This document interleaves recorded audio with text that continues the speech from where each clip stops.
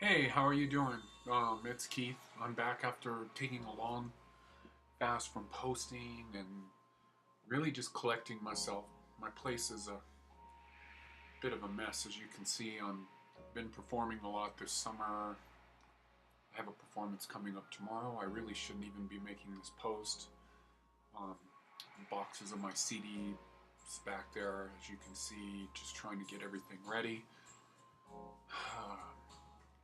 I gotta really appreciate a lot of people sending me messages and just saying, please come back and post, and people hitting me up for consultations and things like that. And I have to reinforce that my goal is not to be a teacher. There's a lot of people on the internet who I listen to.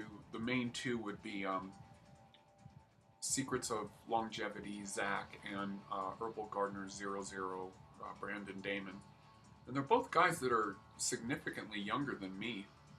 And I've definitely been into all of this longer than both of them, I'm sure. Well, maybe even longer than both of them combined. And I'm an artist, and I'm somebody who seeks the deeper meaning in in life.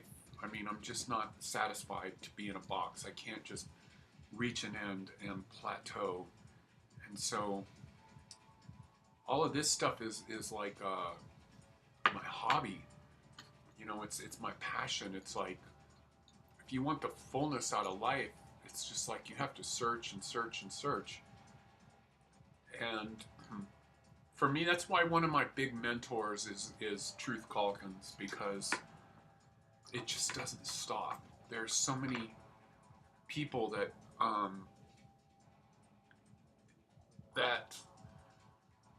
it's like a religion. It's like fundamentalist sort of spirituality, and in the case of America, fundamentalist Christian, who people, there's just like this list of rules, and the thing is to just simply reinforce or inspire everything based on that list of rules.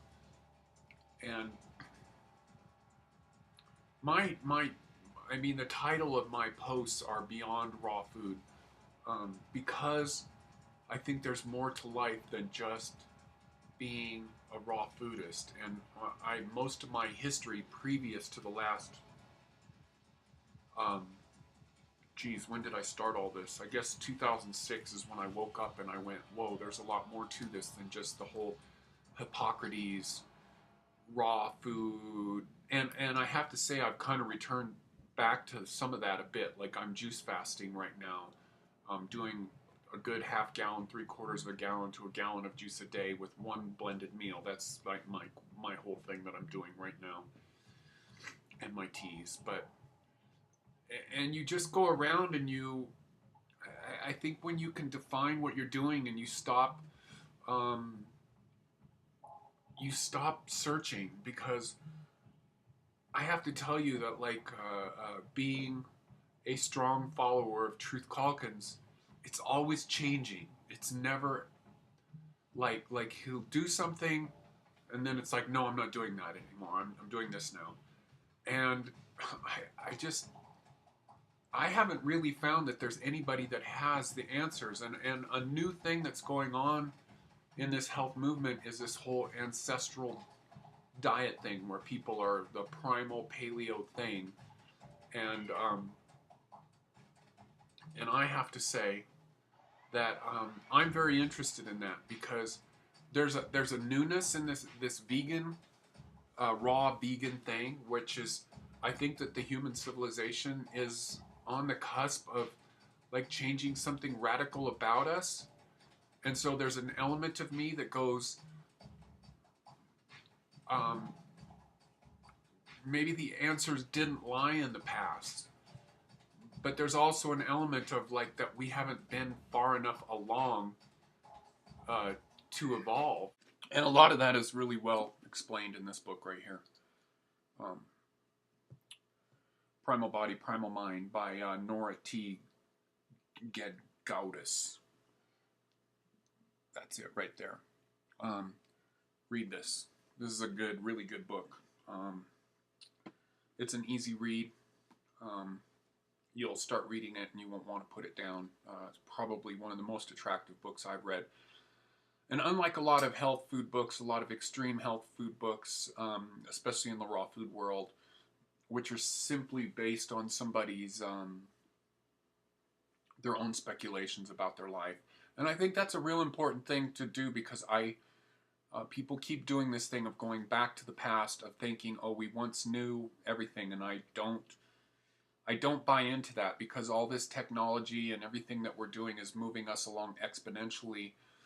And even though I took this fast with internet and stuff like that, I have to tell you that when I discovered YouTube in 2006, and I learned more from 2006 till now than I did in my whole life previous, just from having that simple, quick access to everything. That's an important thing.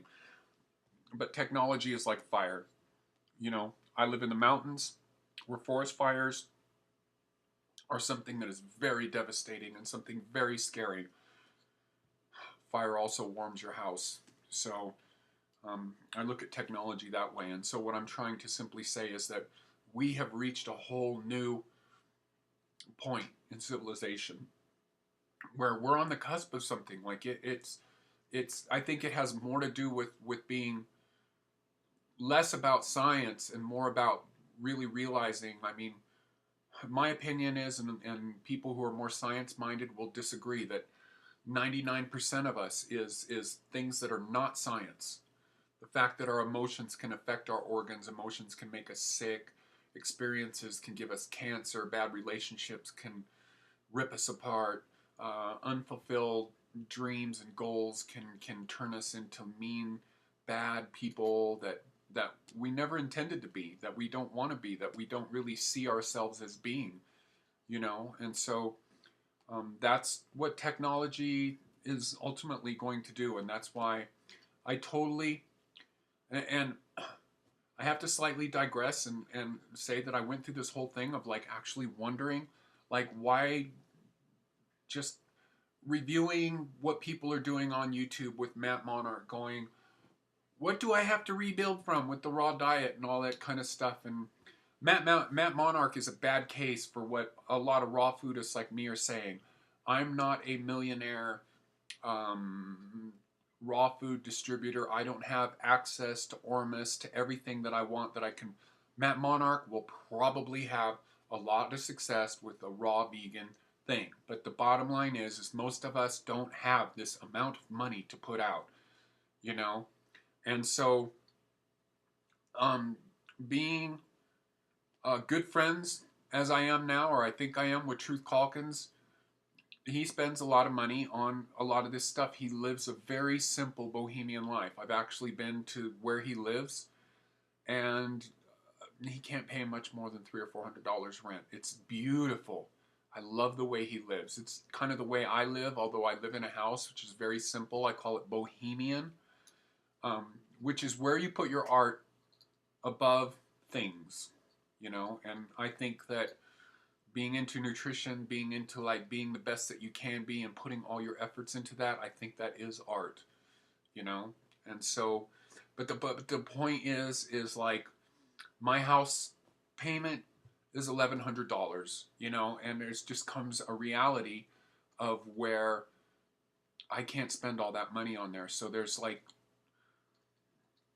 my body at the age that I'm at has become a canvas because I'm past that age of where I'm carrying all those nutrients and everything that I was born with. That's depleted. It's gone.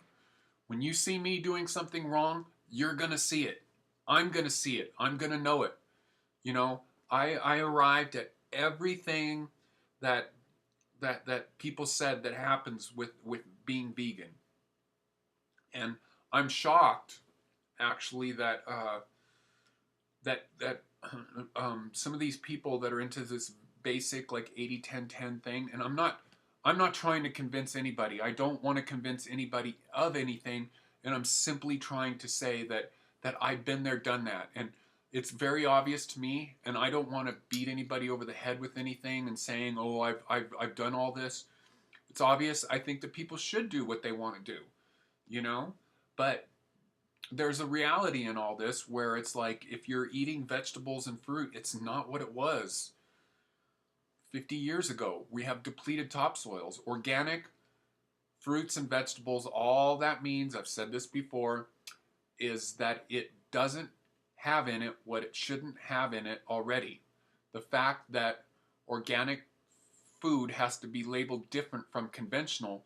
Organic is conventional. The pesticide shit and all that stuff, that should not exist. All organic says is that there's no crap in there. There's nothing, what shouldn't be in there isn't in there. That's all it says. It doesn't guarantee you that the minerals are in there, and it doesn't, and then I've heard some of these other people argue, oh, well, why does goji berry have more in it than kale?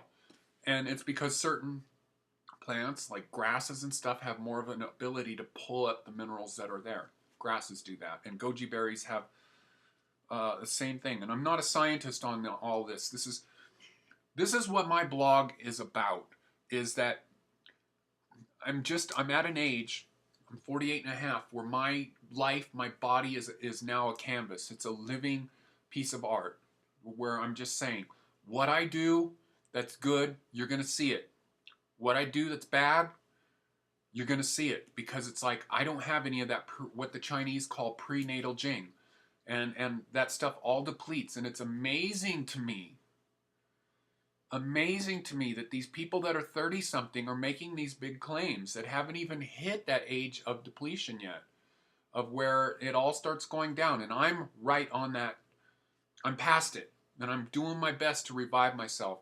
And, you know, what I learned from this, I've made adaptations. The fats are very important.